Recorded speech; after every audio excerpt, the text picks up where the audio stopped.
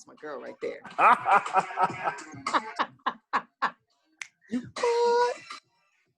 say you love me, it doesn't matter. It goes until my head and just chit chatter. Ladies and gentlemen, welcome to You Too Near Me Not to Hear Me. I know I always say that this is going to be one that you're just going to have to strap in and remember, but man, you about to really, this is it.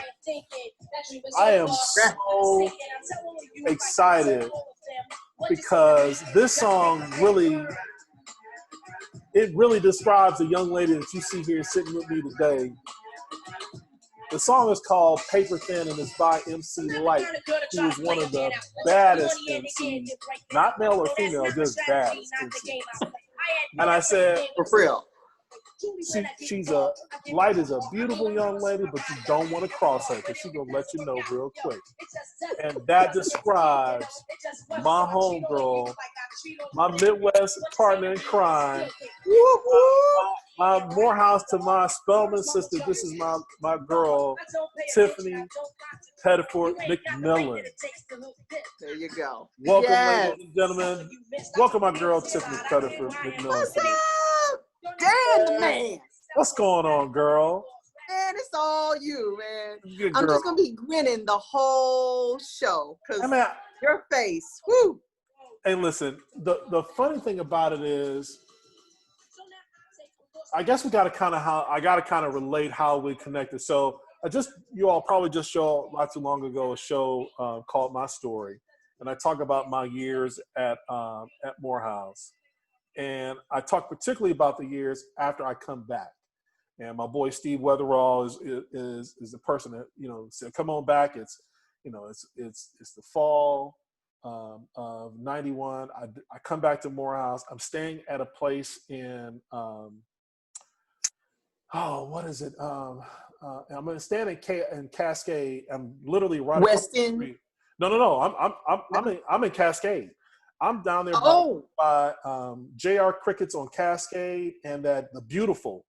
Way down. Oh, yeah. Oh, the Beautiful. See, now you said something right there. Just, hey, man, the Beautiful should bring back a lot of, if y'all familiar with Atlanta, you know about real soul food. Oh. Satterwhite's and the Beautiful. And the Beautiful. Oh, my God. I was at the other location over there on Cascade. The real one to me, that's the only one I know they had another one. That's the only one I patronized. So, and we lived in this wonderful home. I don't even want to call it home. I call it like a mini mansion. Across the street from Hank Aaron. So I don't know if you ever came to visit when we stayed over at the house. No. I had Steve and Jonathan and Levette. And Levette owned the house. And so I had one of the bedrooms, and so it was a big, huge home, red brick, white columns, the whole nine. Yeah, like I said, I was full riding coming back. You couldn't tell me. I see. I was stank. Riding around my little black GTI, I was like, I'm doing it. Y'all can't tell me nothing. And so I had gotten back, and literally right across the street from us were the gates to Hank Aaron's property. What? Yeah. I had no idea. Man, it was crazy. Dude. We threw parties, had a great time. I love that place. I only stayed for the 1 year. And then in 92, I moved to the house on Lawton Street with my boy, Marcus P. Nash. And that's the interview that we just talked about. And so the Lawton Street house has a lot of memories. Wow. A good friend of ours, Mike May, stayed in the house. Mike May, straight Baltimore, be more in the house. Man. Swear up and down he could ball. He had a little ball. But Mike May and Marcus Nash were staying there at that house. And in that blue room. In the blue. So I was telling earlier before we got on the phone. Ocean blue, y'all. When I got back into to school at that time, it's a year afterwards. I'm really super focused, man. Shout out to Kelly Vini for telling me, my Spelman sister, telling me about staying focused for 4 hours she said, like between 4 and 8, like don't be seen, like disappear. And that's something that you ladies at Spelman were told that y'all never told us. Like, I was like, well, why don't y'all hip us up to the thing? So one of the things that is hilarious about this is that from like literally about from 4 o'clock until about 8 o'clock, it was a ghost town in Spelman. It was ghost. Yeah. Yeah. Like if you saw a young lady from Spelman walking around, she was walking to her car or she was walking to the library. To it wasn't no hanging out. I was just like, no. Why are we, and I know where we were. We were out on the road, right in between Morehouse and Clark. That's and just sitting there on JP Brawley, just chilling. What's up? Got the music cranking. Goes doing whatever. Right. Just let me get a wing special. Yeah. Wing on wheat. We get a CBS special. Yes, sir. Right. That's it. But you ladies were nowhere to be found. Not even in the library that much. No. Not even at the tables. Club Woody? Yeah, no. Club Woody. For real, Club Woody. Yeah. That's AKA the Woodruff Library that all campuses frequented.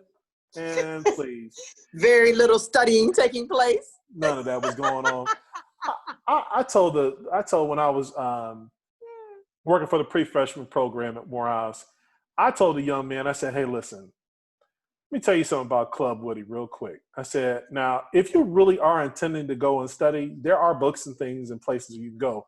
You need to go find the graduate rooms that are private, that close the door. That's what I ended up eventually doing. Yeah. And I remember, I forget the lady's name at the desk, man. It was an older lady who always took care of me. She's like, she always had me reserved in the same room because she knew I came every day at the same. She's like, you're here every day. I'm going to make sure you get your room, baby. So thank you. And so I told him, I said, listen, if you were going there for the purpose of studying, you can do it. I said, but if you need a date and you don't have a date, here's the thing. If there's a party going on by that Friday, Saturday, and by that Monday, Tuesday, if you don't have a date, if you are at Club Woody on Wednesday and Thursday, dude, guaranteed, the dude with the sloppiest game is going to get a date. Don't get a date at Club Woody. That's right. Because as soon as you walk through the door, it's 2 long tables the length of the building. This building is a block, is a country block long. Huge. Right. As soon as you walk through, everybody popping up, got their heads. All you got to do, bing, bing. Is make your way. You go to be seen. That's right. Oh my God. That's right. But no, we didn't. You're right. We didn't go there. I mean, for studying purposes. I mean, I have to say, here's to echo that sentiment. I remember in one of my poli-sci classes, got the results of a test back. Poli-sci, what? And I think I got a C on the test, which, at the time I was like, word, that's pretty all right, right? Yeah. It was one of the first class, one of the first semesters I was there. And anyway, one of my Spelman sisters in class, who I was friendly with, who I knew was cool with, I remember at the end of we went over the test, blah, blah, blah, whatever. And at the end of the class, we're all walking out, going to the next class. I know she pulled me aside and she said, I noticed you got a C on your test. And she said, I think we can do better. And she said, let's get a study group together, XYZ a time, XYZ a place, me, you, so and so and so and so. True story. And in my first year there, and I said, okay. And sure enough, we met. It was somewhere off campus. It was either at somebody's apartment or, somebody's dorm in the basement of one of the dorms.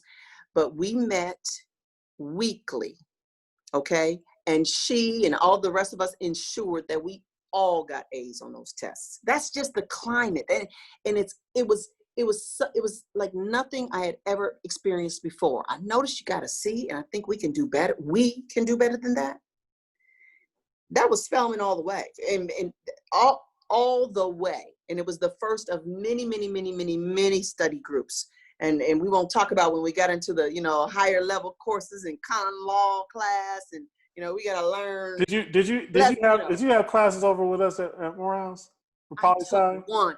I only have maybe 2 or 3 regrets in my whole time at Spelman, and that's one of them. I only took one class over at Morehouse, and it was like an art-based class, but it wasn't like an art, you paint and draw. It was like a literature and fine arts class, and I enjoyed it, but it was the only one I took, and I do not know why. You know they wouldn't let me take classes over Spelman. Do tell why, Dan. You know, because Dan was not coming over there to go to class. I'm trying to holler. Hey, girl. Hey, where you going? Hey. So you never took a class at Spelman? Never took a class, man. Never took a class at Spelman, man. Ever. I don't think I could have focused. Yes, when y'all would come over to Morehouse and take class. So I remember my 300 level and 400 level courses at Morehouse and poli-sci. And I remember there was like this little tight group. It was like 10 girls from Spelman that would come through, and they all sit together. They study together. They would we'd be surrounded trying to holler, hey, what's going on? You know what I'm saying? They weren't trying to hear none of that. I forget, one of the girls was I think she was a model for Ebony or Ebony Man or something like that. And she's like, she broke it. She's like, y'all ain't trying to do no studying. We know what y'all trying to do. I was like, well, clowning. And so they had to answer to Dr. Davis. That's why. Oh my God, man. She was just the assistant dean of the department. Yeah. I think I had one meeting with her, and she was like, nah. You can take that course over there with Brisbane, and she's like, you ain't got to come over for that. I was like, nah. Oh my God, that is just. She sized me up right away. She's like, nah, son. Thank you for coming over. Nah. But you are so right, because I mean that was the culture. That I don't know if it was indicative of just poli-sci, but that was the culture. I remember you mentioning and talking like to Marcus on your last show before last, and saying, how orientation, they look to your left, you look to your right, one of y'all might not be there. I mean, that's a very common kind of motivating thing. I remember so distinctly Dr. Cole, Janetta B. Cole, which in my heart and mind will always be the president of Spelman College. Shout out to Dr. Cole. Woo! Oh, Janetta B. Cole, that she is like, woo. Anyway, she told us in orientation, did the whole thing, look to your left, look to your right, but she said, make sure that all 3 of you are there at graduation.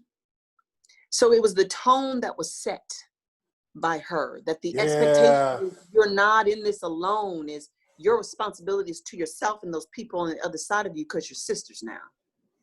And it stuck. The brotherhood was more like, you better man up. Okay. You got to come to the table with something. You can't, I think it was in us to find that in each other, but it was also it's manhood. It's time to stand up. Like you better come with it, man. Ain't no more shucking and jiving no more. Because we I think we coined the phrase finagling. I had to finagle. Front of the line, finagling. And how'd you get your classes that quick, man? I had to finagling. I had to walk up there to the bursar's office with a Mrs. Winters 2-piece and a cinnamon bun, and that's right, and a sweet tea, and got through. Hey man, learn how to finagle, man. I'm like, to this day, I don't like standing in lines. Really? I do not like. I learned that at Morehouse. You ain't got to stand in that line, man. You come with the right tools. Who was that in the front? Oh, I'll be right back. I know exactly what that was. Hey, so-and-so said this was your lunch. I'm just bringing it to you. Come on, baby. Come on, Obi. Come on. Mm-hmm. Get to the front of the line, man. I don't believe in stand. And my wife probably to this day is like, you just don't like. I don't like standing in lines. I don't believe in funny. That. That's hilarious. No, so I'm trying to finagle. I'm trying to get my hustle to the front. We go to a sports game, and I know I fold a $20 or $50 bill up in my hand with my tickets there, and I hand it to the person. I'm looking for my seats. knowing my seat's way up in the nosebleeds, I'm like, man, you gonna Right. right down. Thank you. I appreciate you, man. I'll take you to your seat. Come on. Thank Right. you. Man, Come see, on, life man. skills that I moms don't come. right. You know, Life but skills. the one thing I admired about you ladies of Spelman was the fact of that sisterhood. Yeah. I revere it because I think that it showed a model of we're gonna get through this and get out now.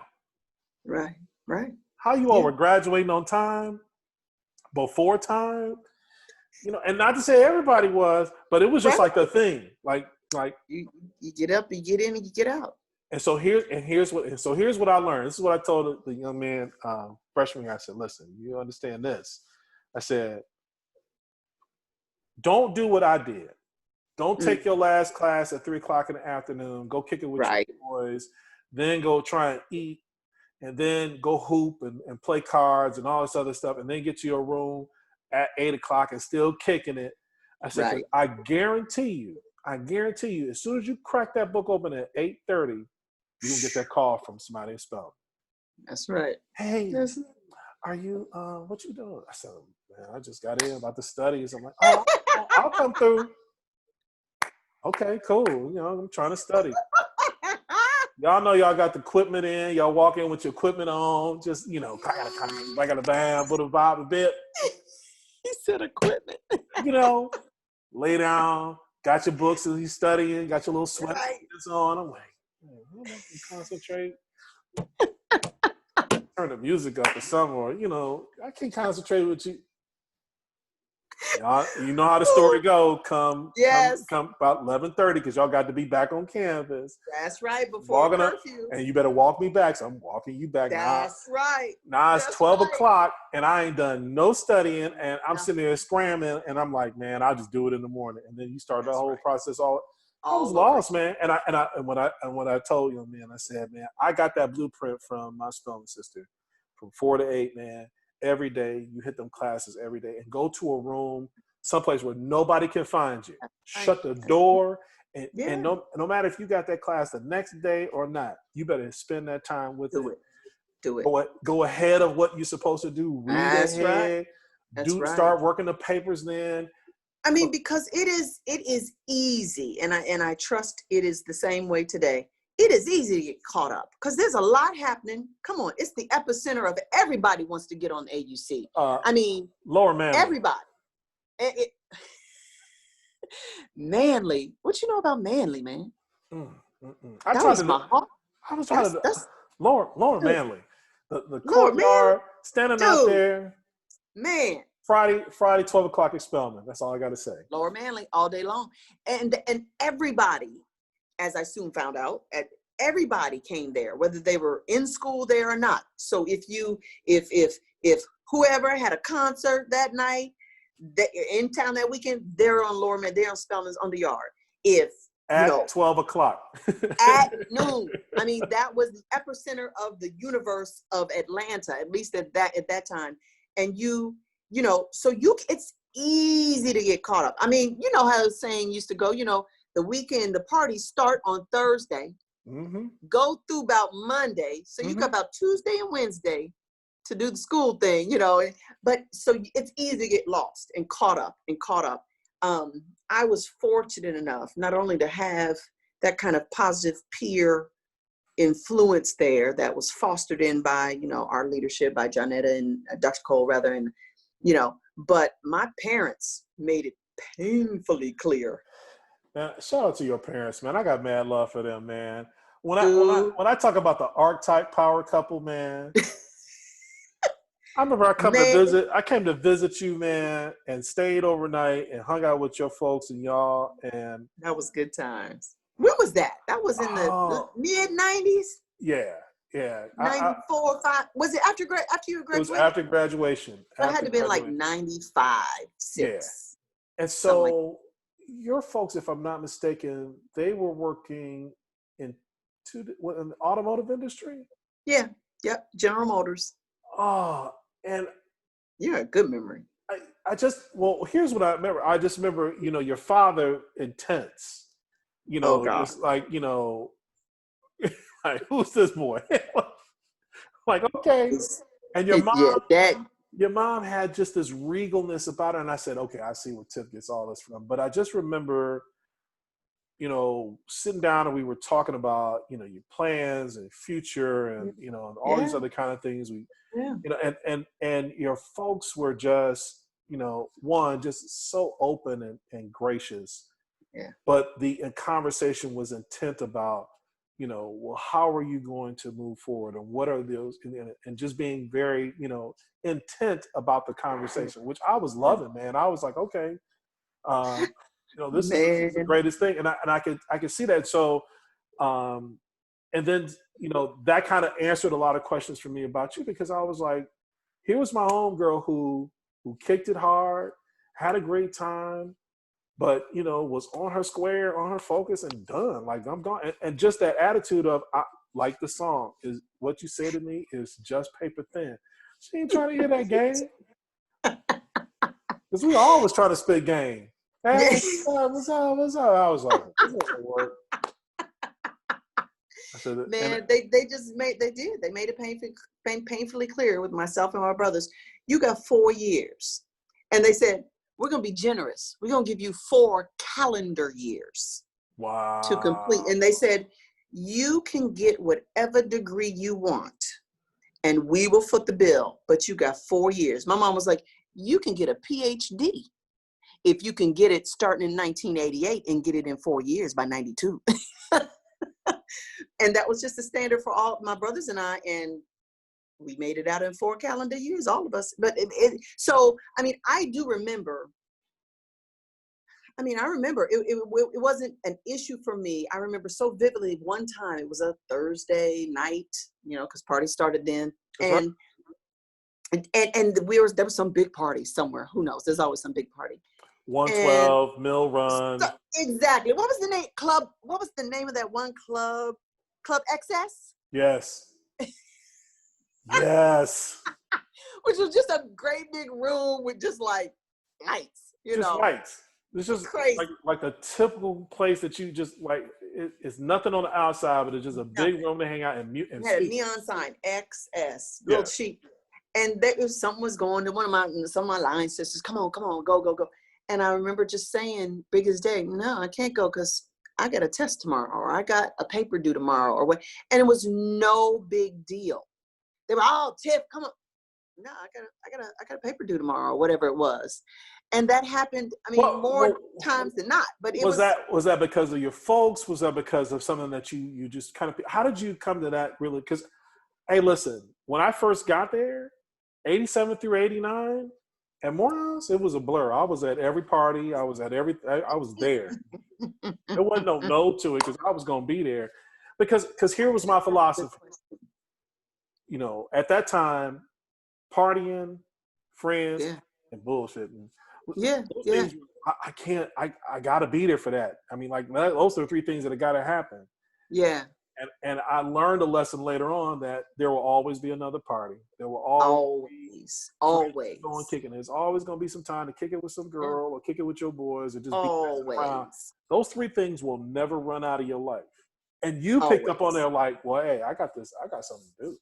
Well, you know what? I got to cheat a little bit. Remember I said there was only 2 or 3 regrets I had in my time in Spelman. Okay. One of which was not taking enough courses at Morehouse. The second of which was not taking Pearl Cleave's English class because I was intimidated by her. Oh, wow. And I was just trying to get out. And I was like, I'm not trying to be challenged. But I regret that. Whew. And the third was I transferred to Spelman. I transferred to Spelman 1990 school year. My third regret was I just simply did not apply myself. It was, you know, high school was pretty easy for me. Didn't really study. And easy meaning I could get by not studying and applying myself.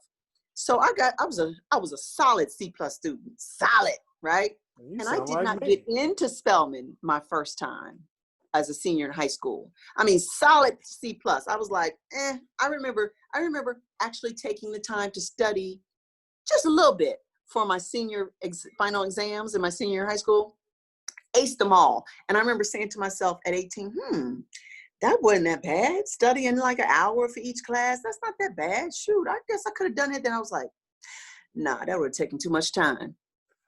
So with that being said, I regret that I didn't apply myself to get into Spelman as a freshman, but I later ended up getting in under even more strict guidelines, because at that time they only accepted maybe 20 transfer students, if that, each year back then. So I ended up getting in under stricter guidelines. You had to have a higher GPA, blah, blah, blah, blah, blah. But I did it. So I said all that to say, I was older. When I came to Spelman, I was 20. And I had gone to, I went to the University of Evansville in my freshman year because I got a scholarship there. And that scholarship was taken away weeks before my sophomore year. And that's when my first kind of lesson in, systemic racism, because I found out, really? I was questioned how I got this scholarship because I never applied for it, but that was the way to entice Black and brown students to come to this all-white school. And then they would put these newly admitted Black and brown students, put a little money in their pocket and put them before like the state boards and the federal folks to make sure you were happy.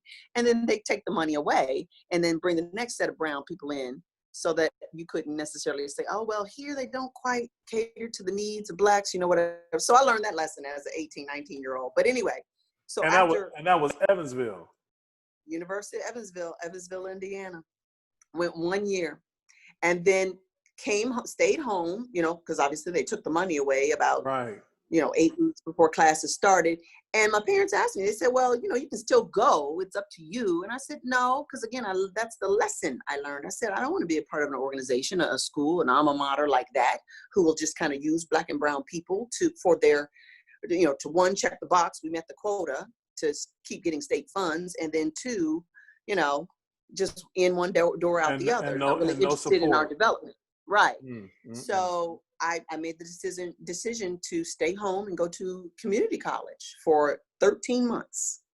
Shouts out to Sinclair Community College in downtown Dayton, Ohio. I did it to one, keep my GPA up.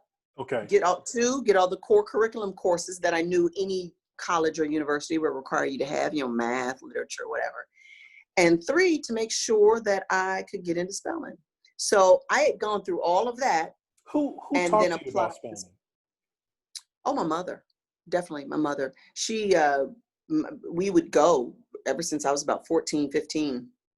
And I had older brothers. So this was really probably started when I was 10, where college wasn't a question. It wasn't if you're going to college. It's what college are you going to? What are you looking at? What are you looking to do?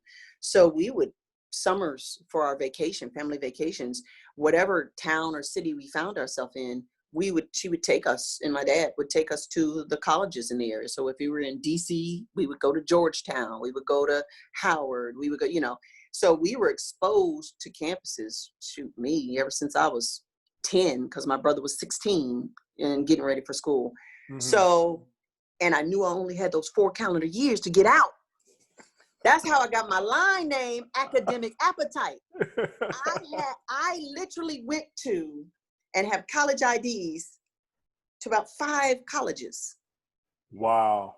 Evansville, Sinclair Community College, Spelman. And then during the summers, I went to summer school to make sure that I graduated on time. So I went to Wright State University. I went to, where else did I go? Ohio State, maybe? Because I was like, look, I know the money is going to run out. So I had that advantage. I had, your parents said, when I came to Spelman, I was 20 and I had 4 calendar years. So I had probably matured a bit based on my experiences at Evansville. And did you ever feel, discouraged or felt like, I don't want to go through all this? Nah, never. What is your mother's name again? Joan Pettiford. Yep. I just couldn't see Joan be getting it like, Joan ain't gonna have that. So right. I can remember you saying that. Like, dude, we were talking about making some decisions, and I think you said something real kind of like, we were about to go do something we probably had no business doing. And she was like, yeah, Joan ain't going for that, Dan. I ain't gonna be able to do that with y'all today, man. Right. So I Jones. I never did. I never was like, oh my God, no. And I never forget. Again, she said, again, after the whole Evansville thing and the money went away, and then they had me decide. They put a lot of decisions in our hands on purpose during that time of our life, because they crooned us up to that point. They're like, okay, you got to make decisions. And after I made that decision not to go back to Evansville, and I told her what I wanted to do, and she was like, all right, cool, because they was paying for it. I remember, and I said, because I want to get into Spelman. I want to get in, because I didn't get in my freshman, my senior in high school. And she said, I'll make you a deal. She said, you get into Spelman and we'll take care of everything else. Because I never worked in college. I never worked through high school. Again, my parents, they were like, look, she said, I don't want you working anywhere, at the mall, anywhere, just during the summer. She said, because I don't want any excuses from any of you when you bring home bad grades saying, oh, we had a Christmas sale at the mall, I had to work double shifts, or, oh, Lulu didn't show up at the drive-thru, so I had to take her shift. She said, I don't want no excuses. So we were only allowed to work on the summers if we weren't in school. And she said, you get in, that's all you got to do is worry about school. We'll take you the rest of the way. Wow. Yeah, I can see it, and that's man. A blessing. I can see it, man. And anybody whose parents are here listening about, how to support your kids, man. I agree with you. Having the exposure. Youngest of 4 siblings. I thank God for my sisters. My sister's talking to me about college. As far as my sister Carol, she's the one that put it in me about going to Morehouse. Oh, okay. Because she was supposed to go to Spelman. She was supposed to go to Spelman. She was on her way, man. She was supposed to go to Spelman. Parents got a divorce and just kind of messed everything up. And she went from graduation that day to working. And she worked she's still working, but she's worked for over 30-something years at a hospital in Chicago, University of Chicago hospitals, for a long time. Oh, yeah. Okay. But her whole thing was, if I can't go, I'm gonna make sure you going. You go. And she kept them packages coming. She kept helping my other sister Edith. She was that transitional person. My sister Kim, just kind of just like, you can't graduate before me. So she got inspired to go and get her degree before I got mine, that kind of thing. So it was like that. But, and my parents, like I said, my parents were just, they're old school hard working. They were just about, hey, you better figure it out and get it done, because you only got so much time to be on the payroll. There's a picture of me and my dad at graduation, and I know that he was like, I know what he said to me when I came with my degree, because after you graduate, you got to run to Gloucester Hall to actually get your paper.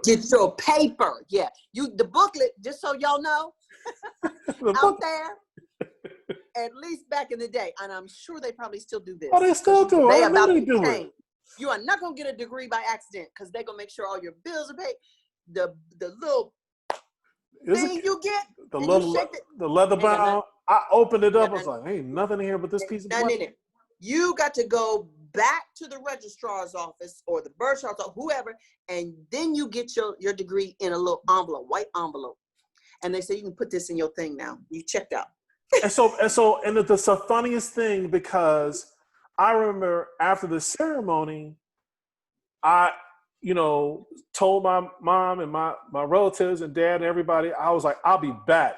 Like, where are you going? I got to go get my paper. And so there's got to be a picture of a scene of just all these black robes and hats running up behind the science building and Difference Hall, where the mess hall was, and running to Gloucester Hall to try and be there and stand in that line, give me my paper. And then I remember running back, and now I can open up the thing and be like, yeah. And be like, hey. I got it now. And my folks were like, what in the world? I was like, yeah. And so I remember that when I came back, there's a picture of me and my mom and dad on either side of me, and they're kissing me. And my mother and my father both said simultaneously, you off the payroll now. And so there's this bewildered look on my face, like, what? Like, Oh, I love it. My dad took the cap. My mother took the degree. Said, "Oh, these are ours." That's right. I paid for these. This is ours. Mine. Give it to me. Yeah. Give it to me. You know, I think that everybody has a story in talking about how they got through and the things that happened during campus. You shared something with me just about brotherhood and sisterhood that I forgot completely about, but just how we are just like peas in a pod, super connected. It's real. And like we when we say Morehouse brother or Spelman sister, it's just not this label, you know. This, we just don't say that. Like, oh yeah, y'all, right across the street, right next to each other, blah, blah, blah. It's not chit chatter. It's for real. So talk about this man right here, depending on which side y'all got the screen on. This brother Dan, this is why I call him, see, everybody has names for everybody too. He is not Bookham Dano as Marcus. He is Dan the man for me. I mean, Dan the man. When we connected, I was like, Dan the man. He's Dan the man. And this is just but one reason why. So I'm dating this dude who's at Georgia Tech. And apparently I'm not the only one he's dating. I found this out on one fair evening. And I find myself at his apartment up in, I think Marietta, like exit 101 or something. I mean, the way up 75, right? A post department. Anybody in Atlanta about the post department. He was in a post department. Yes. I mean, way up there, because he had a car. I did not. And so I find myself in this predicament where I'm like, you know what? This chick's up in this place.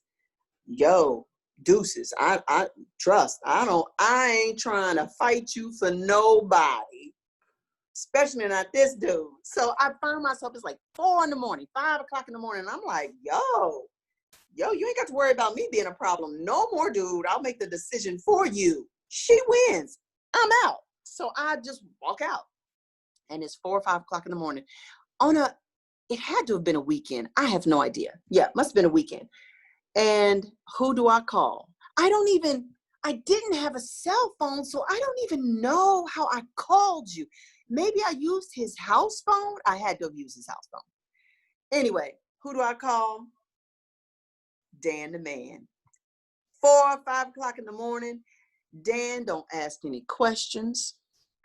He don't need to know nothing but where I need to come scoop you. What you need, where you need. And of course, that's before the days of GPS and all this. So I don't even know. I must have told you it's exit 10 whatever, off of 75, make a left, make a right. You said, got it, I'll be there.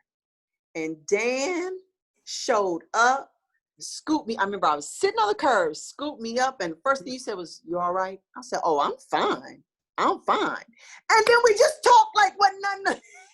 Like, so what you got going on today? 4 or 5 o'clock in the morning. You dropped me off at the front gate, right outside of Manley Hall.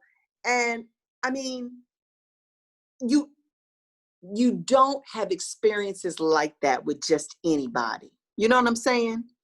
You got college friends, you got college buddies, but then you got your Morehouse brothers. You know what I'm saying? Your Spelman sisters. And that's just one example. You showed up, no questions asked, got up out of your bed. You were not awake. Yeah, I wasn't. No. The black GT. The black GTI, man. Shoot, girl, talk about that car. I'll tell you about when I was at that time, and we talk about Mike May and Marcus P. Nash. But we just did the interview with Marcus, but that's me. Fall 92. That was fall 92. Thin as a rail. I was working out, and I just remember, you know, when I got the call from you, I was just like, all right, it is early in the morning. I'm not going to ask a bunch of questions. I'm just like, okay, we're going to figure this thing out. And we'll figure it out. Where do I need to go? Right. It just so happened that my mother's side of the family lives up in Marietta. Oh, And so really? I You knew knew just about, once you told me what exit, what exit. I just kind of like, okay, yep, I know what that is. Because I think And you you said said it was like, a oh, the so-and-so apartments, the brown ones or whatever right, they were. And I was the like, yeah, yeah, yeah. post apartments. And so that's the infamous GTI. Yeah, look at it. That's my sister Edith. I talk about Edith. She's the one that got me back in the school. She's like, oh, you going back to school. We You went to going Harold. back. You going? You going back. And yeah, my sister But Edith. you were there. And I think that's, that's just like the thing that sets my relationships apart from my mom's brothers Who were is you're some there. who were some of your sisters at Spelman that you think about just like, man, I wouldn't have made it through without them? Oh my gosh. Wendy, Tony in San Francisco. She's still in San Francisco. Wendy Tony, who looks just like Kim from A Different World, who was going to be the doctor. That's what her claim. Oh Remember? She wow. looked just Yeah, like Kim from A Different World. yeah. So Wendy, Tony. Oh my gosh. Erica Gordon, one of my line sisters. She's in the DC area now. Dr. Erica Gordon. But Wow. oh my God. Mike May, I know we're talking about women, not you. Okay, so oh my gosh. Valencia, oh my, Adrian Brady. Oh, Adrian. And we've even gotten even more close since graduating, So those sisters. How have you stayed connected? I know you talked about you have done homecoming. Yes. So I have only been to 3 homecomings since 1993. And one of which was 5 years after I graduated. And Okay. that was cool, dope, nice, And I was like, oh, okay. And then there was just this abyss of 15 years. And Adrian, Wendy, Valencia, they were all on me. They were like, you better bring your hind parts down here. Come on. And I was like, all right. And for so many years, I was like, oh no, can't make it this year. And just down the road for a few hours. And I finally went for the first time in 15 years in 2017. And I've been kicking myself ever since. It is just a whole different experience having new memories with old friends. And we have a ball. Oh my gosh, we have a ball. And I've tried to make it every year since. I couldn't make it in 2018. Have you taken now you've got a son. How many kids do you have? Just one. Just my one. son. Now, Mm-hmm. I'm assuming there's really only one place he's going to school because I only write one letter. That's right. I told him, I said, my money's going to Morehouse. I don't care where you go to school. But yeah, you know what? I would give him some grace. I've limited it to, he really has to go to a HBCU. He really has to. He has to. Well, tell Uncle Dan. Uncle Dan only writes to one school. This is Morehouse. And I put the proof in the pudding. That's what's up. Oh my goodness, that's what's up. That's graduation, and me holding that diploma. Man, after I ran, I was like, man. Well, listen, Uncle Dan, you're gonna have to write that letter in about 6 more years, because I really and he's not been there yet. No, to answer your question, he's not been there yet. You taking the homecoming, and so do you know what the convincing story for me really was about Spelman? What? So when I graduated from high school in '86, I stayed off a year and ended up working kind of off and on, and then I went to go visit a friend of mine. His name is Brian, and Brian Hooker. Brian Hooker and I went to Kenwood Academy together, and then him and his mom left to move to Atlanta, and she's Dr. Hooker, who taught at Spelman. Okay. Yeah. So I remember coming down around about, it had to be in the fall of '86 or somewhere where it was warm. So I went with my mom and my sister to visit Atlanta for the first time. Okay.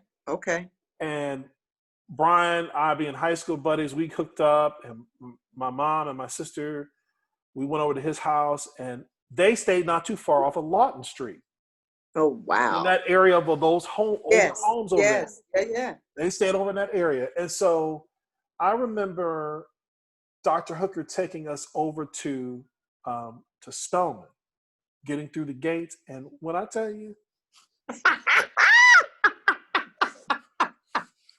and my sister was, she was like, I could tell she was emotional because this is where she was supposed to go. She was Back in supposed to '75, she was supposed go. to be there.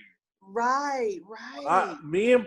So Brian got used to it, and he was still like in high school. I think he went to Douglas or something like that. Here I am out of high school, and I'm just like, wow. Wing. I'm seeing these beautiful ladies walking all around the I was like, oh my God. This is a place. So when A Different World came about and the whole thing about just seeing the campus and all, I was like, that's how my lens was. It was like, are you kidding me? I have never. And it was the who's who and I had yet to see Morehouse. Matter of fact, I didn't even go on that time. I didn't even see Morehouse at all. Didn't visit more. I didn't see Morehouse until the fall of '87. Until my aunt dropped me off. A great aunt dropped me off at the corner. Dropped off because here's the funny thing about it was we drove up to the gates of Spelman because I knew that's where I was supposed to go. I was like, oh, I'm right here, and I got out the car. And I was like, hey, man, where is registration at? And dude was like, what are you talking about? Is your sister in the car with you? I was like, I said, I'm going to Morehouse. He said, dude. Dog. Morehouse is across the street, across the parking lot. Yes. And I turned around and I said, the projects? What are you talking? Because they were these orange brick buildings. Like, the projects? Oh, yes. He was like, yeah, bro, gosh. you in the wrong place. And my aunt, in the wrong place, dog. Run get some back in the car, Dan. Drove me over there. That's probably why she dropped me off at that curb. But I thought that's all I knew was that gated Spelman. That's where we drove up to the back gated Spelman. Yes. So just the what was so impressive to me because as a young man I was just like, I don't classes. Man, do you see these beautiful women walking around? And I'm going this way. And I remember walking up towards is either Howard Harold or Abbey, and there were some girls on the steps. Mm-hmm. And I was all brave and like, hey, coming to visit, like, oh, for real, where you from? Oh, nice. I was like, oh, he's so cute. I was like, I'm looking like Albie Short, Christopher Williams, with little curly hair and all smiling and turning red, my little high yellow self. Yes. And I was like, oh, I'm in. Like, this is where you need to be. You need to come. This is what's up. I was like, okay. I'm trying to, trying to pull out a black book and get numbers. Like, boy, when you get here, we'll talk. My name is such and such. I stay right here. I was like, oh. That's right. Sold. Sign me up. So it was funny in that way because you're right. When I got there, I was like, that's where I thought I was supposed to be. I get across and I was just like, and I hate to say it, not like the projects, but it just, when I looked over, I was like, they look like, I'm from Chicago, so they look like projects to me. It was different. I mean, now it looks different now, granted. It's banging, but when it was early, this is talking about 87, when they still had the units. Yes, that were like right outside campus, and it wasn't student housing. No, it was like regular people living up in there. Yeah, like and you just rolling up in there. Yeah, and they looking at you. Right. Yeah, man. Bootleggers on Sunday. Come on, man. Yes. I love that. It was a stark difference between, the pearly gates of Spelman. Shoot, man. Now let me tell you though, but back in those days, Spelman had the chain link fence with the barbed wires. I remember. And now they've got the pretty little black. I remember. So I mean, walking up to Spelman, you're like, what? Because my brothers would crack on me. When we first went there, they were like, "Oh, what are you?" Because I mean, you're in the hood, Oh, and they didn't have the cute little whatever they got now. You saw the chain link fence with the little metal things that stuck outward like this, with the barbed wire going through it like a jail. I got caught in that barbed wire. Oh, Lord. So let me tell you the story. It is freshman year, and Oh my gosh. my Spelman sister was in Howard Harold, Okay. and I was dating this young lady from in the basement level of Howard Harold. And so my boys from not Robert Hall, I think it was from Thurman. My boys were like playing like typical, like it was white college, like we're gonna do a panty raid, go over to Right. Spelman. I was like, all right, man, I'll join in with y'all. All right, let's do it. So we all Sounds like got a good idea. right. Sound like a great idea. Let's do it. Right. You got nothing else to Right. do. Like you don't have to study. You got nothing else to do. Okay. Right. So Right. it's somewhere. You know, we thought this was the thing to do in college, right? So he knew some girls over at Howard Harold that was gonna open the door up for us in the basement level, In and the then we basement. all gonna run up the stairs and run through the doors, and we gonna get the panty raid or something like that. Oh Lord, y'all had a plan. Right. So it was 20 of us, black Oh my T-shirts on gosh. us, and we had the little stick-on letters on our T-shirts, and I had disco on mine. Now, why we would put names on our black T-shirts, I don't know. But anyway, Yeah, we asked that, but anyway, I'm glad you addressed we it. roll up in there, right? And it was kind of like they open the door, smile, laugh, you know, and some of them was like totally shocked. Slam the door. So we running, we grabbing, go. And then we hear the Spelman security coming. And so then we're all trying to book and break up out of there, right? Because they took their job seriously, Spelman. Oh, these cats. And they would let you know in a minute, I coming. am not a security guard. I can shoot you. Because Yes. they were Atlanta police officers. They were Atlanta police officers. And let you know that for real. So Yeah. when we scattered and left out of the building, we went in all different directions. All different directions. And so there, you know, there's little holes in that chain link fence, and there's places where I could climb the tree because I had it spotted out. I could climb the tree and I could hop over. Jeez. So I'm running, and I'm with this dude, and I forgot his name, but I know the name of his T-shirt. We running. And I knew where the hole was. So I slid through the dirt and got through the hole. Oh. And when I turned around, I was like, just slide. Don't try and, just slide. Crack it open, right. Spelman security, tackled him. Boom. Oh. Blew him up. I was just like, dude, just go.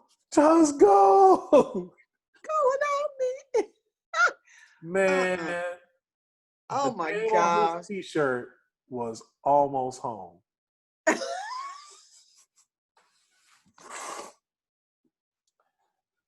Almost home, like the cookies back in the day. My gosh. Almost home. Almost home. Did not home. make it. Got in trouble. Oh no, but it was all it was all worth it, man. It was fun.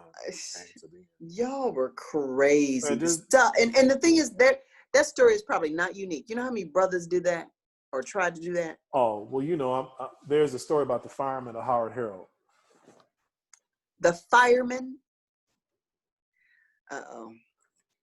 Might you have been that fireman, Dan Davis? I was the fireman of Howard Harold. How did I know that? That everybody knows that. Yeah, I was. Yeah, that was me. And that's for another show, ladies and gentlemen. That's another show. Man, right, Tiff right. Pettiford McMillan, girl, man.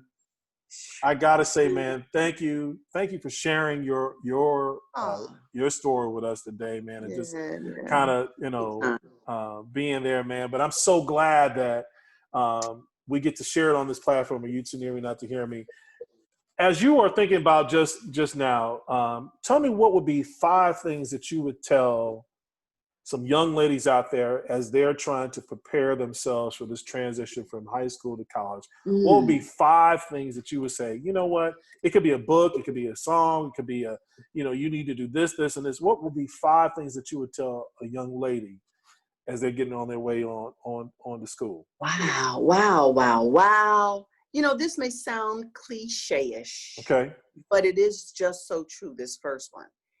And it's part of, actually, ironically, you don't really remember your commencement speakers and their speeches, but We did. Oprah Winfrey was our speaker back in the 90s. Girl, how you gonna forget Oprah?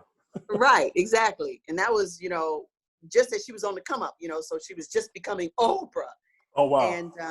And she, she was Oprah, but she wasn't like the big O like she is now. But, and even I remember the message. It was, don't be a slave girl. And I remember her talking about self-worth and knowing your worth. And, hey, let me save you a lot of time in your 20s of the mistakes that I made, as she said. And that would be my first thing, is know your worth. That sounds very cliche, but know your worth. And that means intellectually, spiritually, physically, mentally. Know your worth. If you know your worth, then absolutely no one can take advantage of you. Absolutely no one can touch your self-esteem. Absolutely no one can touch your aptitude. I mean, know your worth. Don't put yourself out there on IG. Man. I mean, you get out there on IG, you start showing whatever. You've already cheapened yourself. You cheapened yourself. So know your worth. And this goes along with that. And this goes back to Joan Pettiford. Is it Joan? Joan A. Tomlinson Pettiford. If you know your worth, then you can create, manage, augment your brand. So you are a brand. You as an entity are a brand. And just as a Coca-Cola bottle on the shelf, right? There's a thought put into the color of red. There was a thought process that was built into the script that they use. There's a thought process into, the shape of the bottle, which is now iconic. There's a thought process. I mean, you know what I'm saying? There were people who spent lots of time and money thinking of what seemingly is a simple little can or bottle on the shelf, right? If you need to be that elementary about it, think of yourself as that inanimate object, this brand. You put thought into everything you do, say, how you show up. Be slow to talk and fast to listen. You know what I'm saying? So if you know your worth, you can create, augment, reinvent, update, whatever you want to with your brand. Control your brand. Be known for exactly what you want to be known for. And that might have been 5 things wrapped into it, because there are a lot of things in that. But I mean, those are the 2 big ones. It's huge. You hit it right there, man. You hit it right there. And I think that's just getting lost. That's getting and there's so many beautiful young ladies out there that are banking their livelihood on their looks. And if you are blessed enough to walk this earth for more than 50 years, amen, then that too will fade. So what are you going to lean on? What are you going to lean on? So start cultivating those things that will be everlasting, even when you're 50, 60, and you can still look good, amen. But right. have depth to that. You know what I mean? So that seems to be getting lost. So, that is that self-worth and that brand and that not cheapening yourself. That is so missing today. And it's a shame, but that would be my. No, I mean, that's a blessing in disguise right there, man. So you've walked the walk, you've talked the talk. How has that been for you, in the workplace? How is that, you have, you are a daughter of Joan. I think that should be your book should be Daughter of Joan. You got Carol's daughter, right. Daughter of Joan. Daughter of Joan. Daughter of Joan. So you carry yourself in that manner, but I'm sure that you have had to go through your ebbs and flows, ups and downs, yin and yangs with just corporate America. Yeah. How have you maintained that? Because and that's such a good question. And I said I cheated earlier because I got to be at Spelman as a 20-year-old moment mature. And I guess I would have to say I cheated again in that. I've been so blessed by my parents, Joan and Dwayne. We talked about they worked in the automotive industry for GM, and I was blessed in that they were executives in the company. And my mom basically ran HR for this side of the globe for General Motors, and my dad ran their engineering department that dealt with motors and whatnot.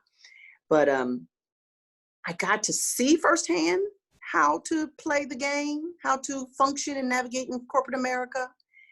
And of course, got to sit at their feet and they tell me, this stuff about branding. And I remember when I was in 10th grade, 15 years old, one day, literally on a Saturday, my mom handed me, a planner, a Franklin planner. Hello, 1980s. A Franklin planner. A Franklin planner.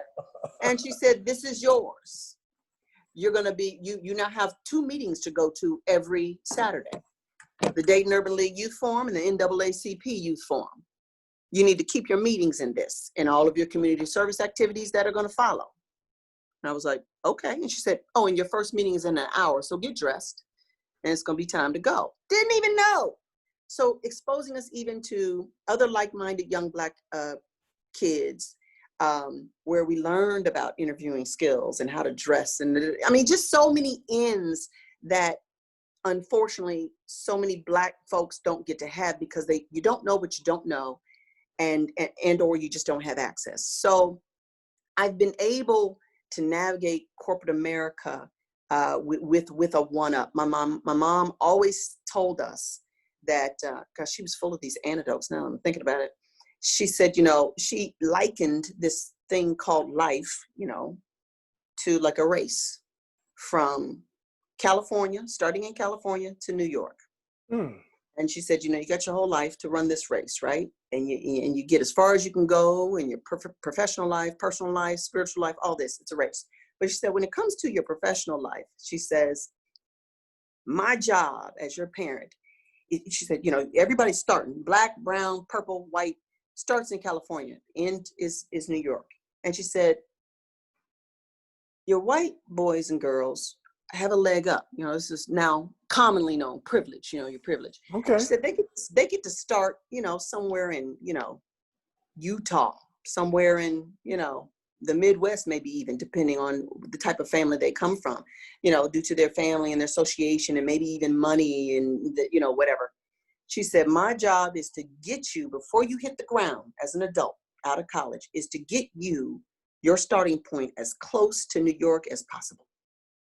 So she set us up for success. She put us in, without question and without, you don't have a say in it, the right organizations. And, I got to be with her in her offices and saw how she worked and promoted Black and brown people from within and mentored. And I knew the value of that, knew the value of networking and how to network. And she was an elected official on top of that. So I learned the political game and running campaigns and talking to strangers and public speaking and all this whole branding, everything, so she was invaluable as a well that I constantly drink from of information and knowledge. So that doesn't mean I didn't have my ups and downs in corporate America, but I definitely remember I said she wouldn't let us work. Mom and Dad wouldn't let us work. The first job I ever did have was in General Motors in their accounts payable department. And I had to wear heels and a dress every day.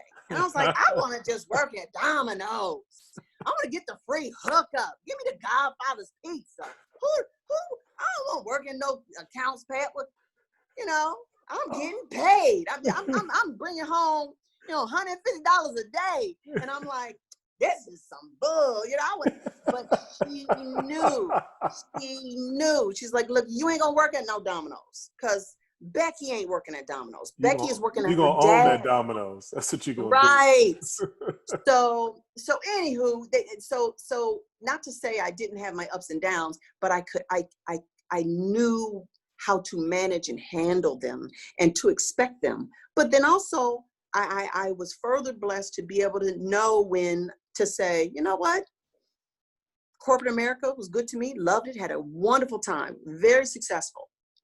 Now it's time to go off-road and have my own thing, because I want to control more of my destiny, more of my brand, more of, if I'm going to work hard, I want to work hard for me.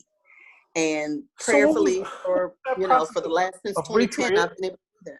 Yeah. What's that process of recreating yourself? What's that like? We've reached, I think many folks reach their 40s, 50s, and they're at that point of, okay, I'm about done with this. Yeah.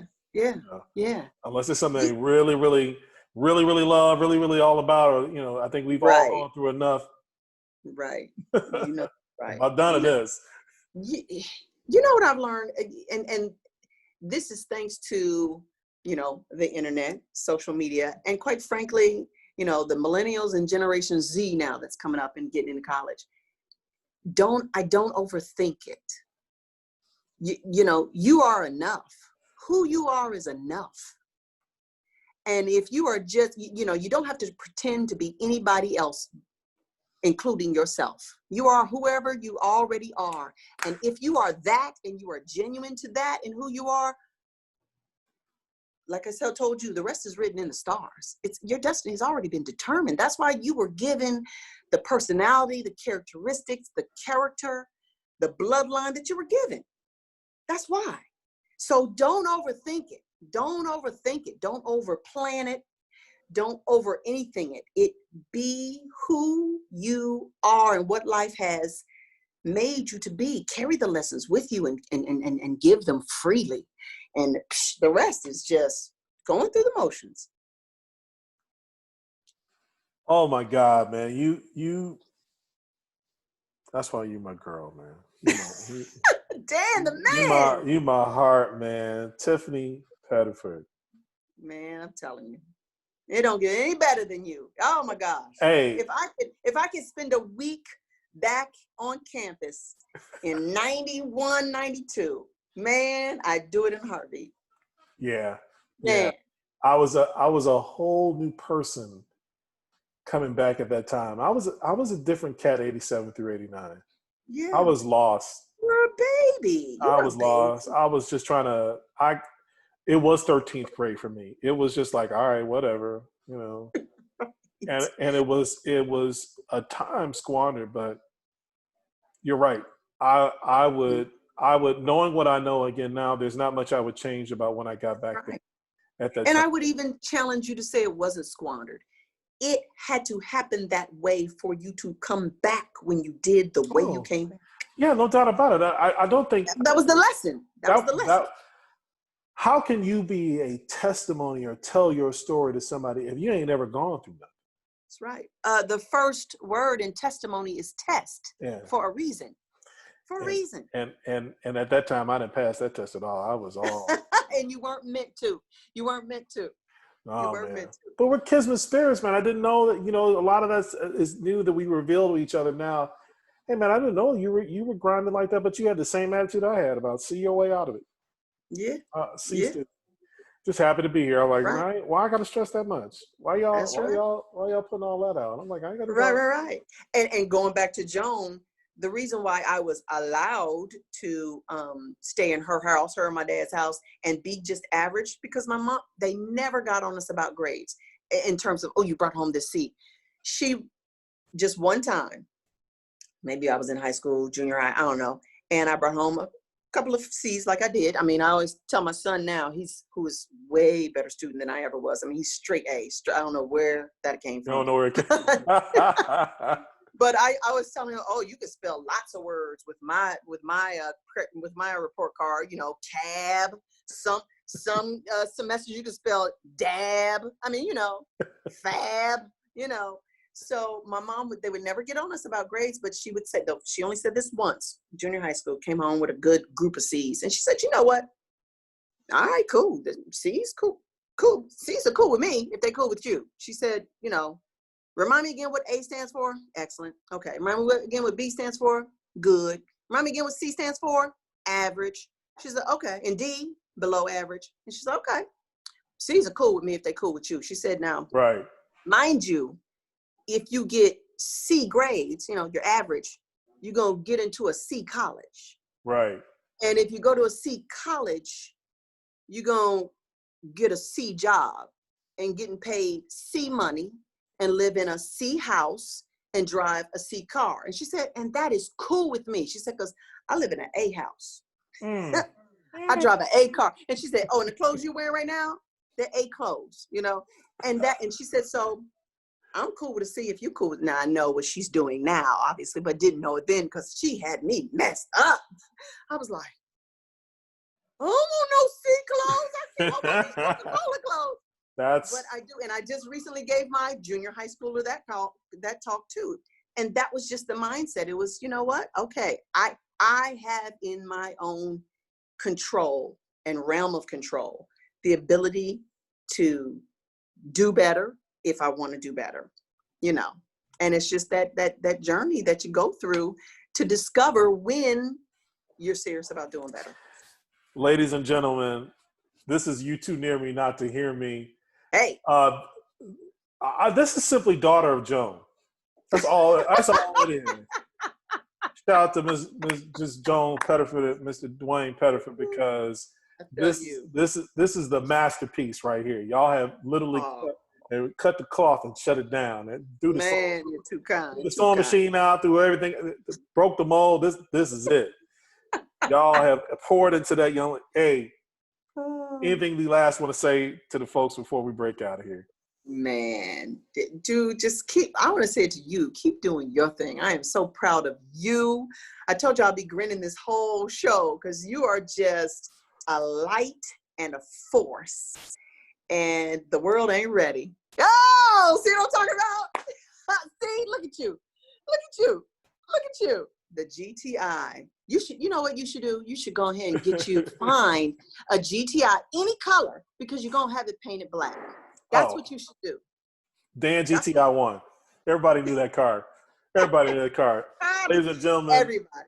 This is Miss Joan. I'm sorry, Joan's daughter. That's my middle name. You do know that. That is my middle name. I did not know. So this is Miss Tiffany Joan Pettiford McMillan. Ladies and gentlemen, otherwise known as my girl Tiff. What's up, Tiffy P in the house. What? Dan the man. Girl, I gotta come there on your coast. Seriously. Hey man, and I'm not playing. I have to come down there and play some golf in SC, man. Hang out there. Dude, look. I got the tee on the third hole right out this door. Stop playing, because now I'm really gonna be there. I got golf clubs. Y'all may see me with a cigar and a golf club in South Carolina next trip. Do it. As soon as this COVID mess is over, girl, messing around. Yeah, right. Because Sister Rona is tripping. And on that note, we love y'all, man. Peace. See y'all. Peace.